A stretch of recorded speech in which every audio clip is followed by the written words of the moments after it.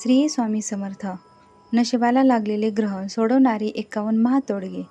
श्री स्वामी समर्थ. जर आज तुम्ही हा व्हिडिओ पाहत आहात तर समजा स्वामींनीच तुम्हाला या व्हिडिओसाठी निवडले आहे. तुमच्या आयुष्यात कष्टाचे फळ मिळत नाही, घरात सतत भांडणे, आजारपण किंवा पैशाची टंचाई आहे का?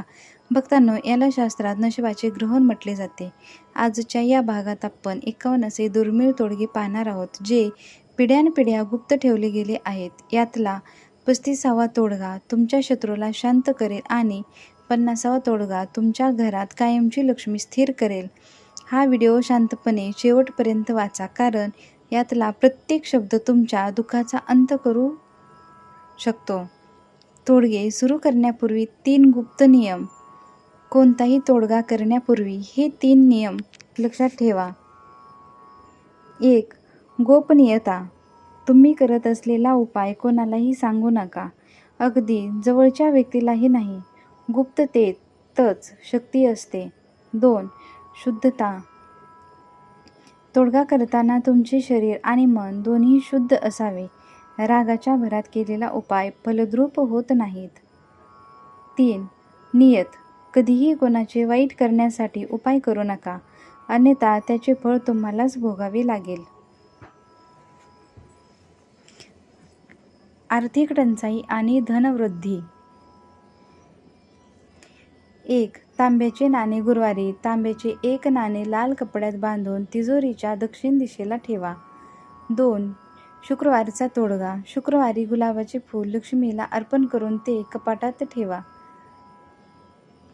3. मुंग्याची सेवा. साखरेचे पीठ मुंग्यांना घातल्याने राहू केतूचे दोष संपून धनलाभ होतो. 4. मीठ आणि काच. काचेच्या वाटीत खडे मीठ भरून ते बाथरूममध्ये ठेवा, घरातील गरिबी शोषली जाईल.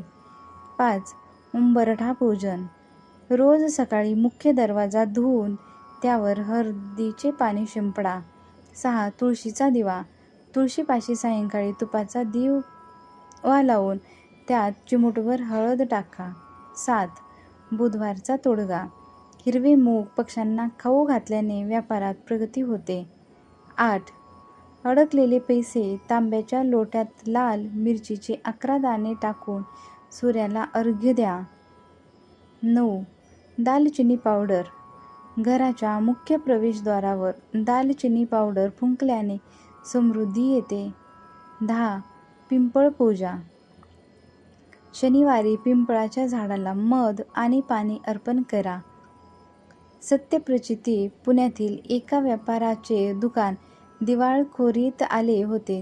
त्याने 10 दिवस उंबरठा पूजन आणि मुंग्यांची सेवा केली. अचानक त्यांना एक मोठी ऑर्डर मिळाली आणि त्यांचे सर्व कर्ज फिटले. नजरबाधा आणि शत्रुपीडा. मिरी तोडगा. 5 काळी मिरी डोक्यावरून उतरवून चव्हाट्यावर फेका. 12. मोहरीचा धूर. पिवळी मोहरी आणि कपूर जाळून त्याचा धूर पूर्ण घरात फिरवा. निलगिरी तेल. अंघोळीच्या पाण्यात 2 थेंब निलगिरी तेल टाकल्याने नकारात्मकता दूर होते. 14. काळा दोरा. शनिवारी हनुमानजीचा शेंदूर लावलेला काळा दोरा गळ्यात बांधा. 15. लिंबू तोडगा. एका लिंबात 4 लवंगा टोचून ते आजारी व्यक्तीवरून उतरून बाहेर टाका. 16. बाभळीचा काटा. शत्रूचा खूप त्रास असेल तर बाभळीचा काटा जमिनीत गाडा. 17. मीठ उतारा. रात्री झोपताना उशीखाली थोडे खडे मीठ ठेवा आणि सकाळी ते पाण्यात सोडा. 18. शंखनाद. घरात दररोज शंख वाजवल्याने वाईट शक्ती घराबाहेर पडतात. लवंग जाळणे. रोज सकाळी 2 लवंगा जाळून त्यांची राख कपाळाला लावा. 20. काळे तीळ. घराच्या मुख्य दरवाजावर शनिवारी थोडे काळे तीळ शिंपडा. 21. आरसा तोडगा. प्रवेशद्वारासमोर एक लहान आरसा लावा, जेणेकरून वाईट नजर परावर्तित होईल. सत्यप्रचिती. एका कुटुंबात सतत आजारपण असायचे. त्यांनी मोहरीचा धूर आणि मीठ उतारा सुरू केला. 21 दिवसात घरातील आजारपण संपले आणि सर्वांचे आरोग्य सुधारले. नोकरी, विवाह आणि करिअर. 22. वेलची तोडगा. मुलाखतीला जाताना 3 हिरव्या वेलच्या खाऊन जा. 23. पांढरे तांदूळ सोमवारी महादेवाला अक्षता अर्पण केल्याने मानसिक शांती मिळते. 24. हळद अंघोळ. लग्नात अडथळे येत असतील तर पाण्यात हळद टाकून अंघोळ करा. 25. केळीचे झाड. गुरुवारी केळीच्या झाडाची पूजा करून पिवळे अन्न दान करा. 26. मोरपंख. मुलांच्या अभ्यासाच्या खोलीत उत्तर दिशेला मोरपंख लावा. 27. सूर्यनमस्कार. रोज सूर्याला जल अर्पण करून ओम गृणी सूर्याय नमः म्हणा. 28. मधाचा तोडगा. करिअरमध्ये अडथळे असतील तर शंकराला मध अर्पण करा. 29. जमीन तोडगा. स्वतःचे घर हवे असेल तर मातीच्या भांड्यात दूध भरून ते जमिनीत गाडा. 30. उजवा हात. महत्त्वाच्या कामासाठी घराबाहेर पडताना आधी उजवे पाऊल बाहेर टाका. 31. गाय सेवा. पांढऱ्या गाईला गूळ आणि पोळी दिल्याने शुक्र ग्रह बलवान होतो. 32. पिंपळ पान. पिंपळाच्या पानावर शेंदुराने राम लिहून ते पाकिटात ठेवा. सत्यप्रचिती. एका तरुणीचे लग्न 5 वर्ष जमत नव्हते. तिने हळद अंघोळ आणि केळीच्या झाडाची सेवा केली. 3 महिन्यात तिला उत्तम स्थळ आले. घरातील शांती आणि वास्तुदोष. 33. कपूर आरती. सकाळी आणि संध्याकाळी भीमसेन ही कापराची आरती करा. 34. पाणी आणि कलश. ईशान्य कोपऱ्यात तांब्याच्या कलशात पाणी भरून ठेवा. स्वामी चरित्र सार अमृतातील 11व्या अध्यायाचे अगाध सामर्थ्य. 35. मृत्यूलाही परतवून लावणारा 11वा अध्याय. एक अमोघ तोडगा. भक्तांनो, आता आपण या महाव्हिडिओच्या अशा एका वळणावर आलो आहोत जिथे मी तुम्हाला अशा एका ब्रह्मशास्त्राबद्दल सांगणार आहे ज्याची तुलना जगातील कोणत्याही संपत्तीशी होऊ शकत नाही. जर तुम्हाला वाटत असेल की आता सर्व मार्ग बंद झाले आहेत, नशिबाने पूर्णपणे पाठ फिरवली आहे किंवा अगदी मृत्यू समोर उभा आहे, तर अशावेळी स्वामी चरित्र सार अमृतातील 11वा अध्याय हा तुमचा सर्वात मोठा रक्षक ठरतो. 11व्या अध्यायाचे रहस्य. अक्कलकोटमध्ये जेव्हा एखादा भक्त असाध्य आजाराने किंवा मरणासन्न अवस्थेत असायचा तेव्हा स्वामी त्यांना या अध्यायाचे पारायण करायला सांगायचे.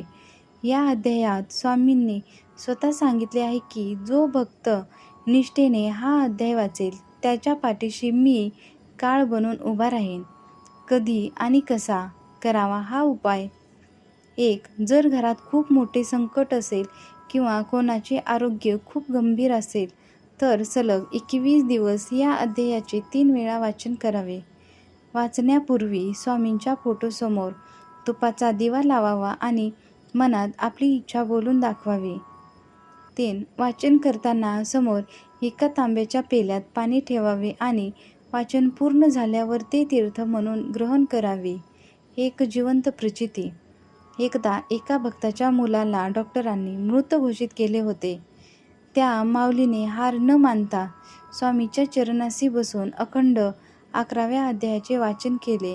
काय चमत्कार! तो मुलगा काही वेळातच श्वास घेऊ लागला. विज्ञानाला जिथे मर्यादा येतात तिथे स्वामींची ही शक्ती काम करते. भक्तांनो, जर तुम्हाला हे 51 तोडगे करणे कठीण वाटत असेल तर केवळ या एका अध्यायावर निष्ठा ठेवा. हा अध्याय तुमच्या आयुष्यातील नशिबाचे ग्रहण एका दिवसात सोडवू शकतो. बंद घड्याळ. घरातील बंद पडलेली घड्याळे आणि इलेक्ट्रॉनिक वस्तू काढून टाका. 37. अशोक पाने. मुख्य दरवाजाला अशोकाच्या पानाचे तोरण लावा. 38. काळा दगड. वास्तूमध्ये दोष असेल तर घराबाहेर काळा दगड किंवा आरसा लावा. 39. तुळस माती.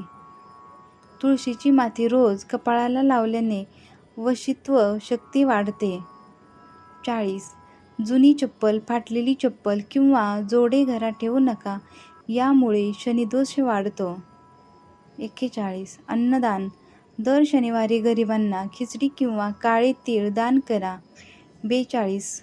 कळस दर्शन. देवघरातील कळसाचे रोज दर्शन घेतल्याने घराचे रक्षण होते. 43. भैरव उपासना. घराच्या संरक्षणासाठी कालभैरवाचे स्मरण करा. सत्यप्रचिती. एका नवीन घरात गेल्यापासून सतत भांडणे होत होती. त्यांनी गोमूत्र आणि कपोर आरती सुरू केली. वास्तुदोष शांत होऊन घरात प्रेम वाढले. आध्यात्मिक पासवर्ड. अंतिम तोडगे. 44. गुरुचरित्र वाचन. जमत असल्यास गुरुचरित्रातील 18व्या अध्यायाचे वाचन करा. 45. दत्तमंत्र. दिगंबरा दिगंबरा श्रीपाद वल्लभ दिगंबरा चा जप करा. 46. माळ जपणे. कमळगट्ट्याची माळ धनप्राप्तीसाठी जपा. 47. नारळ तोडगा. आजारी व्यक्तीवरून नारळ उतरवून वाहत्या पाण्यात सोडा. 48. रुद्राक्ष धारण. संकटापासून मुक्तीसाठी 5 मुखी रुद्राक्ष धारण करा. 49. अक्कलकोट वारी. वर्षातून एकदा अक्कलकोटची वारी करून तिथे अन्नदान करा. 50. कुलदेवी स्मरण. रोज सकाळी कुलदेवीचे नाव घेऊन देवीची प्रार्थना करा. सिद्ध तिथी आणि शुभ मुहूर्त. उपाय कधी करावेत? नशिबाचे दरवाजे उघडणारे विशेष मुहूर्त. भक्तांनो, आपण 51वा तोडगा जर पाहणार आहे. पण शास्त्र सांगते की चुकीच्या वेळी केलेले योग्य कार्य ही फळ देत नाही. म्हणूनच हे तोडगे कोणत्या तिथीला केल्यावर त्यांचा प्रभाव 100 पटीने वाढतो हे समजून घेणे अत्यंत आवश्यक आहे. अमावस्या, नजरबाधा आणि नकारात्मकता दूर करण्यासाठी. जर तुम्हाला वाटत असेल की कोणाची तरी वाईट नजर तुमच्या प्रगतीला रोखत आहे, तर लिंबू, मीठ किंवा मोहरीचे तोडगे नेहमी अमावस्येच्या दिवशी किंवा त्या रात्री करावेत. अमावस्येची रात्र ही नकारात्मक शक्तींना घराबाहेर काढण्यासाठी सर्वात शक्तिशाली मानली जाते. पौर्णिमा. लक्ष्मी प्राप्ती आणि समृद्धीसाठी. धनप्राप्तीचे सर्व उपाय जसे की उंबरठा पूजन, कवड्यांचा तोडगा किंवा श्रीयंत्राची सेवा नेहमी पौर्णिमेच्या दिवशी सुरू करा. पौर्णिमेचा चंद्र जसा पूर्ण असतो तशीच तुमची तिजोरी पूर्ण भरण्याचे सामर्थ्य या तिथीला केलेल्या उपायांत असते. गुरु पुष्पामृत योग. नवीन सुरुवात आणि खरेदीसाठी. जेव्हा गुरुवारी पुष्य नक्षत्र येते तेव्हा गुरु पुष्पामृत योग तयार होतो. नवीन सोने खरेदी करणे, व्यवसायासाठी नवीन तोडगा सुरू करणे किंवा स्वामी समर्थांच्या माळेचा जप सुरू करण्यासाठी हा वर्षातील सर्वात मोठा मुहूर्त मानला जातो. प्रदोष काळ. आरोग्य आणि दीर्घ आयुष्यासाठी. आजारांसंबंधित कोणतेही उपाय किंवा शंकराची सेवा करण्यासाठी प्रदोष काळ सूर्यास्ताच्या आसपासची वेळ सर्वात उत्तम असते. गुरुवार आणि शनिवार. स्वामी आणि हनुमानाची सेवा. स्वामींचे उपाय.